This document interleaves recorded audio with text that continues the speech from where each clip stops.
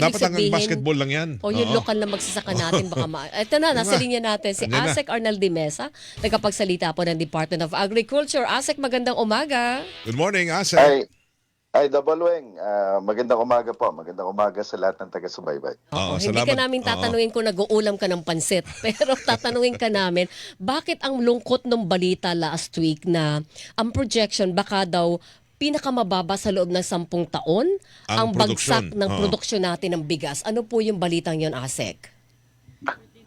Yun ay depende, Double Weng, doon sa mga posibleng mangyari. Sa ngayon kasi, maganda pa yung ating sitwasyon. Maganda yung harvest natin. Tine-expect natin na itong harvest natin ay magdadagdag ng additional 5 months ng inventaryo ng bigas. Matanda natin, no, as of March, ang inventaryo natin, meron tayong 1.88 million metric tons ng bigas. 48% nito nasa mga households, 30% nasa mga commercial traders at 22% nasa NFA. So, ngayon okay tayo. Ang magiging issue natin o challenge sa ating bansa, ngayong darating na wet season cropping natin, meron tayong tatlong possible shocks. Una, mataas ang presyo ng petrolyo. At kung mataas ang presyo ng petrolyo, of course, additional gastusin yan sa ating mga magsasaka ng palay, lalo na sa land preparation, sa crop establishment, gagamit yan ng traktora, Opo. cultivator at iba pang agri-machineries. At pag mataas yan, either mag-manual siya, magbawas ng makinarya, which will also reduce yung ating productivity. Opo. Pangalawang shock, yung mataas ang presyo ng fertilizer. Bago magsimula yung problema sa gitnang silangan, nasa 1.5 yan, yung presyo kada bag ng fertilizer natin, yung urea at complete at least. Ngayon, yung monitoring natin, nasa 2.8 na yung, yung presyo ng fertilizer dito sa norte. At pangatlo, ito naman ay na-release na information na ng Pag-asa. Malaki yung likelihood na magkaroon talaga tayo ng El Nino. Noong 2024, meron tayong isa sa matinding El Nino sa ating bansa. We lost about 1 million metric tons ng palay. Oo. Ano lang yun, El Nino lang. Ang Oo. presyo ng petrolyo, okay. At ang presyo ng fertilizer ay maayos din. So, ito yung mga challenges, Double Weng, na pinaghahandaan ng ating kagawaran. Kung hindi naman ma-minimize yung impact, mamitigate natin yung mga possible na mga reduction sa yield ngayong 2026. Kung halimbawa po mangyari yung worst case scenario na pinangangambahan natin, na bumagsak yung produksyon, anong period natin mararamdaman ito o mararanasan po ng mga Pilipino yung effect? Yung fertilizer at saka petrolyo, ang maganda ngayon, bumababa na yung petrolyo. At least nakikita natin yung epekto niyan. Yung sa fertilizer, hopefully bumaba din. So ang magiging impact nito ay ito nga, yung susunod na taniman natin. Yung sa El Nino, depende sa kung anong buwan siya papasok. Ang advisory ng Pag-asa, June, July, August, wala pa masyadong epekto pero onset na ng El Nino. Ang El Nino kasi, ang magiging issue natin dyan, yung water management. Opo. Kasi ngayon, tag-ulan siya, supposed to be wet cropping season. So, maapektuhan yung ating rain-fed areas. Yes. So, medyo marami rin pa rin yung ating rain-fed areas. So, kung either magbawas sila or mag-shift to other crops, depende, again, sa intensity ng El Nino, yun yung makaka-apekto. Hindi pa natin masabi kung gaano kalawak yung area. At sa specific areas, kasi we have 4 types of climate naman sa ating bansa. At hindi naman lahat ng parte ng Pilipinas will be affected by the El Nino phenomenon. Pero yung epekto nun, Asek, mga next year natin mararamdaman. paghina ng produksyon, tapos siyempre, Yes, or of next course. year. Okay. Paano natin tatangkain na punuan yung magiging paghina po ng produksyon ng palay o ng bigas? Yung mga interventions natin dahil sa unahin natin yung El Nino, it's all about water management nga. Yung pagsasaayos ng ating mga irrigation systems at yung pagpatuloy na pag-install natin ng mga solar-powered irrigation systems for example, at yung paggamit ng mga drought-tolerant varieties. Ito mga pinapakalat natin ng mga information at sinisimulan ng mga gawin.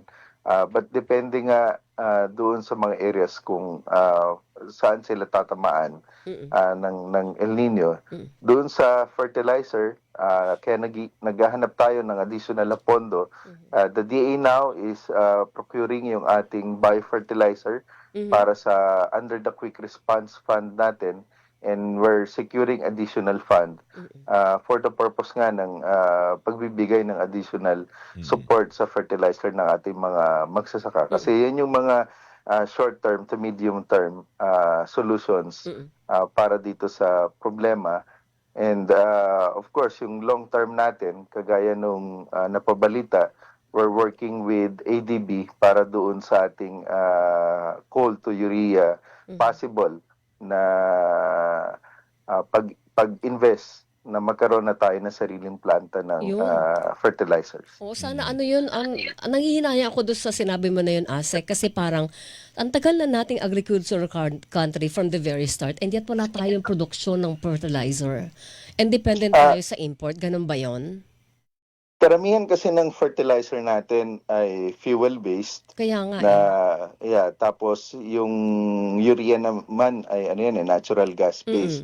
Wala naman tayong raw materials talaga nito except kung dadalhin dito yung raw materials, so talagang doon tayo magpo-produce. Not like Indonesia, dahil meron sila mga ganitong raw materials, they're not experiencing these problems Kaya dahil nga. they can produce it coming from their own sources. Okay. Asek, ito lang, nabanggit nyo, bababa ang produksyon ho natin. Kung ang tatlong mga nabanggit yung mga dahilan ay magsabay-sabay yan, ibig sabihin ho yan, maghihirap lalo ang ating mga magsasaka. Dahil wala ho silang maibebenta sa NFA, Walang mga palay. mapuproduce eh. Tsaka, Kung meron syempre, man konti. Tapos sabi nyo nga kanina, maghahanap sila ng ibang alternative. Nakakalungkot naman ho yun. Parang nakakalungkot lang na ang ating mga magsasaka, ang laging kawawa ho dito. Tapos ang return ho niyan, kami mga mamimili, pagtataas ho ang presyo ng bigas. Di ba? Pagbibili ho tayo. Kaya nga, sa ngayon pa lang, itong mga bagay na to ay kailangan merong mga mitigation measures. Of course, yung El Nino, these are natural phenomenon na sa ngayon mas lalong nagiging mas frequent at nagiging mas intense dahil na rin siguro sa dala ng mga pabago-bagong panahon o yung climate change. But we really need to adapt and mitigate sa mga ganitong klaseng issues, at Opo. may mga programa rin nakalatag kagaya ng paggamit ng alternate wetting and drying technique na marami na mga areas ang nag-a-adapt nitong technology na to Opo. para doon lalo sa mga may kakulangan sa availability ng water. May mga... And long-term solution talaga is we really need to invest more on irrigation systems na makakatulong for both, yun nga, kagaya sa solar, nakakatulong yan sa patubig, and at the same time, katipiran sa paggamit ng fuel. At isa pa, yung mga gravity systems natin na wala ring gastusin pagdating sa fuel usage natin. Opo. Asek, may mga tao ba tayo na umiikot sa bawat palayan? Maliit man ho ang mga magsasaka ho dyan, maliit na lupain mo yan, maliit na sakahan, para masiguro na ang kanilang mga problema sa irigasyon ay natutugunan. Kasi kahapon may nakausap ko, may bantay bigas. Hindi daw umaabot sa kanila kahit yung mga tulong para sa irigasyon, kaya tsaka yung pagpapaganda ng kanilang ani, palay, di ba? Meron ba tayong mga tao para talagang andun ho, para maramdaman ng mga magsasaka, hindi lang ho ng mga trader, ay ang kumbaga nakakabenepisyo sa dalawang benepisyo ng palay. On the part ng DA, katuwang natin ang NIA na meron tayong mga personnel. Ang NIA kasi nag-ooperate yan doon sa kanilang mga National Irrigation Systems. Katuwang yung mga Irrigators Association. Mm. Kung tatanungin mo yung DA per se, Mm. ang ating administrative supervision ay hanggang regional field offices lamang. Oh. So, yung katuwang natin talaga doon sa tinatawag natin na extension systems ay ang ating mga agricultural extension workers na nasa ilalim sa ng pamamahala ng ating mga lokal na pamahalan or local government units. So, sila yung kapartner natin. Pero depende yan doon sa lagay o estado ng bawat LGUs kung priority nila ang agriculture. Kaya isa sa mga bill na sinusuportahan din ni Secretary Kiko at ni Senator Kiko, yung renationalize muli yung sektor ng agrikultura kasi nga devolve ang ating agriculture sector para talaga magkaroon tayo ng yung boots on the ground na nasa pamamahala ng ating Department of Agriculture. So, Asek, dahil ina-expect na natin yung pagbaba ng produksyon, are we looking at more importation para masiguro na masusuplayan ang demand sa bigas ng mga Pilipino next year? Plus, dapat ba namin i-expect na magmamahal ang presyo ng bigas kapag sumapit yung sitwasyon na pinangambahan po natin na bagsak ang produksyon ng bigas locally? Weng, yung ating suporta pa rin mula sa kagawaran, base na rin doon sa Executive Order 110 at sa iba pang kautusan ay mas lalo pang suportahan at palaguin yung lokal na produksyon. Yan ang priority na mandato at utos ng ating Pangulo sa kay Kiko at sa buong kagawaran na suportahan ang lokal na produksyon. Lalo na ng palay. Kaya nga yung intervention palagi is always in support sa ano yung kailangan. Halimbawa doon sa fertilizer, doon sa irrigation, at sa iba pang inputs, kagaya ng ating mga subsidy na ipinamamagi ngayon. But of course, kung may kakulangan sa ganitong mga interventions, ang ating merkado will naturally respond. Kagaya nga nung nangyari ng 2024, kung ikumpara natin ng previous year no, ng 2023, mababa yung 2023 na import dahil we recorded the highest harvest noong taon na yon. But pagdating ng 2024, nung nagkaroon ng severe El Nino, ang import ay lumaki from 3.5, kung di ako nagkakamali, to 4.8 million metric tons noong 2024.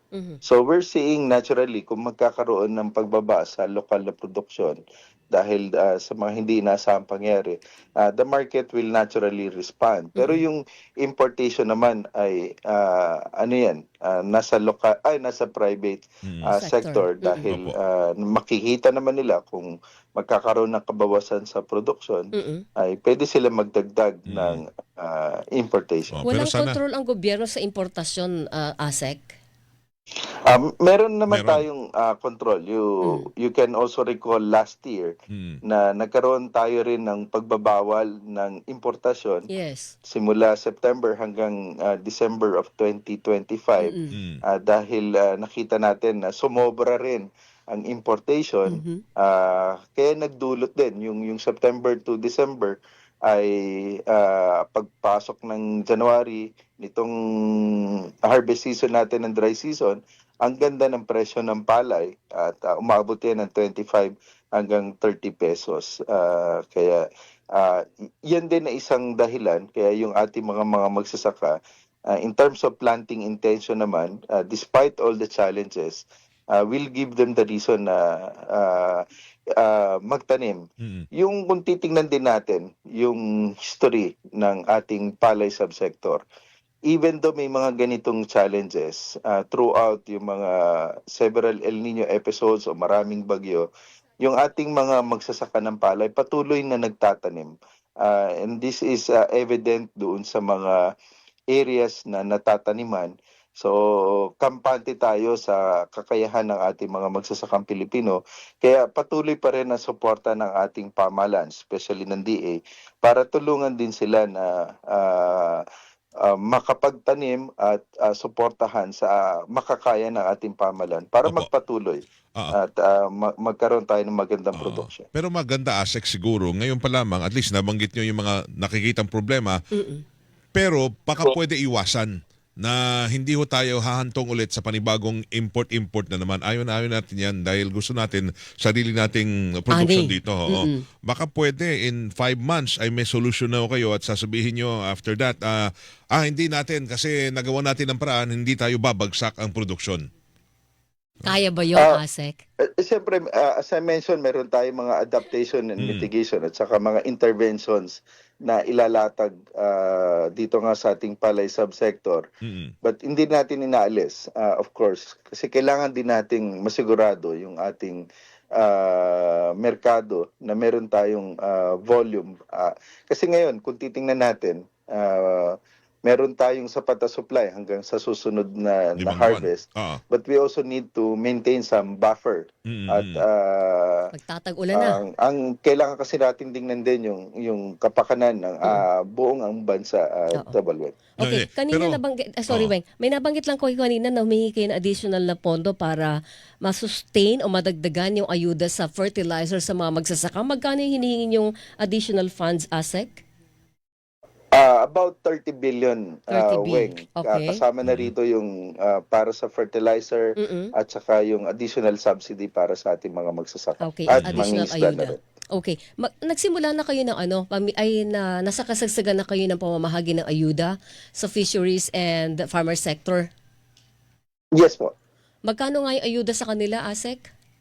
Sa ngayon, ang nakalatag yung sa 10 billion natin na presidential assistance for farmers and fishers, Opo. plus yung ating fuel subsidy pareha sa mga magsasaka at mangingisda, and then yung ating quick response fund naman para dun sa additional mga fertilizers natin. So almost plus yung iba pang intervention sa abot ito hanggang 15 billion 15 ngayon. Weng. billion. Alright. Sige po. Okay.